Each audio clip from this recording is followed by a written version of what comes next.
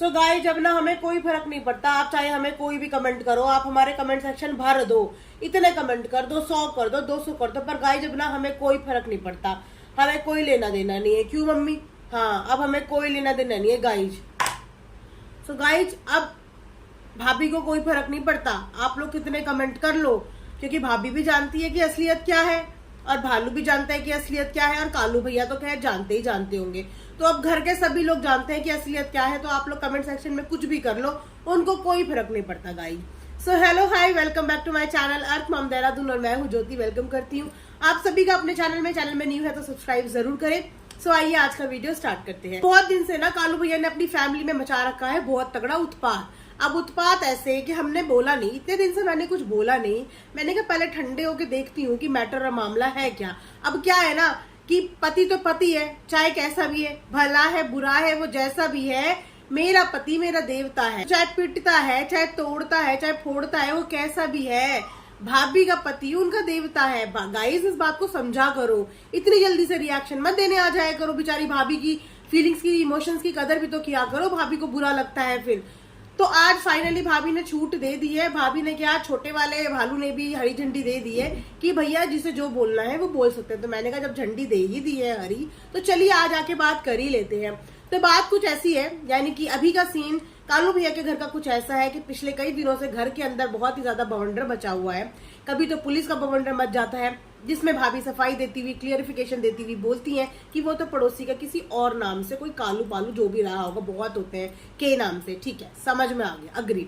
उसके बाद घर में कुछ तोड़ फोड़, जिसका भी एक बहाना बना दिया जाता है, चलो ठीक है, वो भी सही है, बहुत बढ़िया।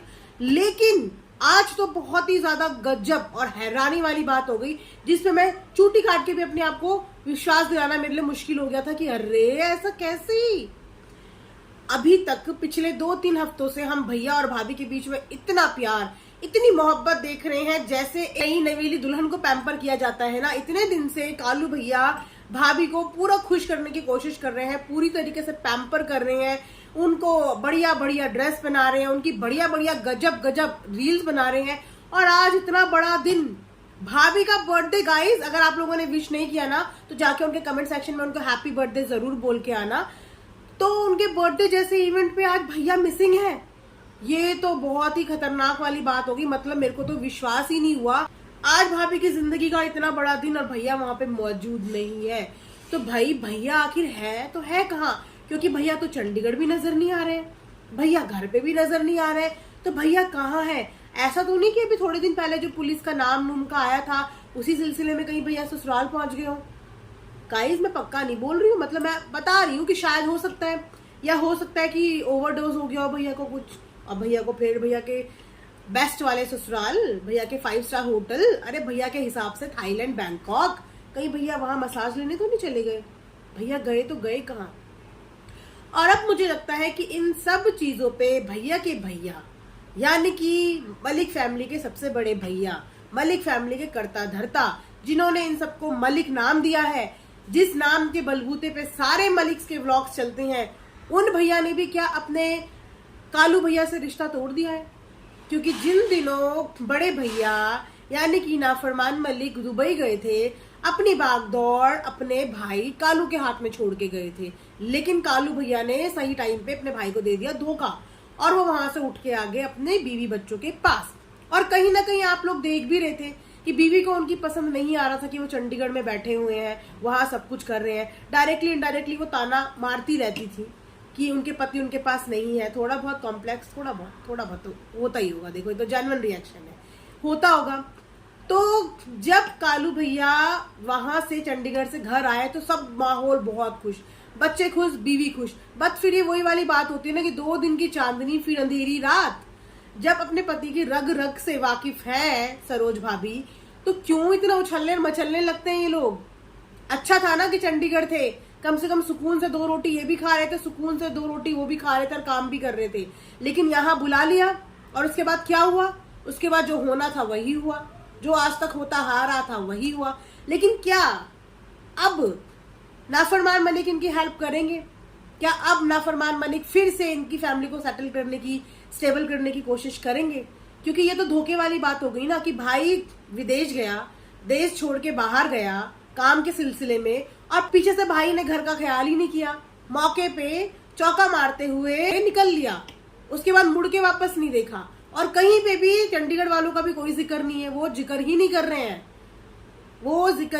रहे हैं कालू भैया एंड फैमिली के बारे में। तो दैट मीन्स कि कहीं ना कहीं कुछ ना कुछ तो गड़बड़ हुई है। किसी के लिए चाहे कुछ किया हो चाहे ना कुछ किया हो, लेकिन इस बात को कोई झुकला नहीं सकता कि आज के दिन में इन जितने की भी व्लॉगिंग के चैनल चल रहे हैं मलिक के नाम से चल रहे हैं। और ये मलिक नाम किसने इजाद किया है?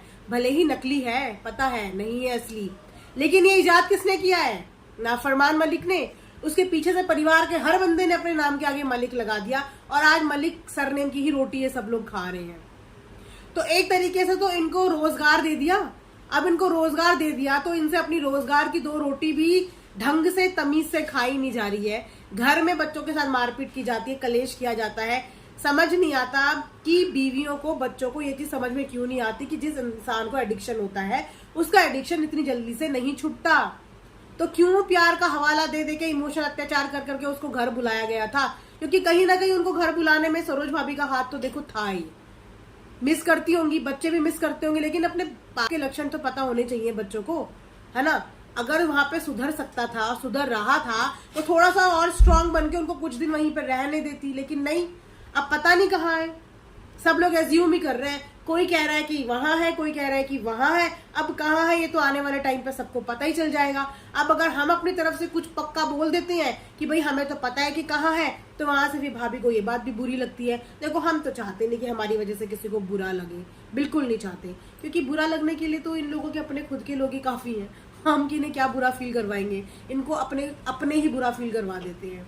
ठीक है, सो ये था मेरा आज का एक रिएक्शन सरोज भाभी एंड फैमिली का। आई होप कि आप लोगों को पसंद आया होगा तो लाइक एंड सब्सक्राइब जरूर करें। Thanks for watching earth mom देना।